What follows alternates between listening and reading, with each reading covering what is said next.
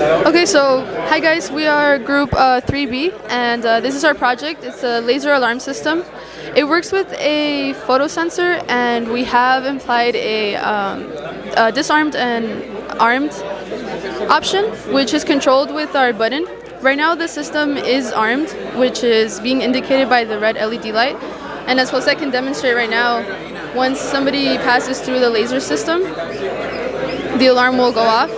Now he's going to disengage it, which is displayed with the green LED light, and then push button again, and it's armed once more. But yeah.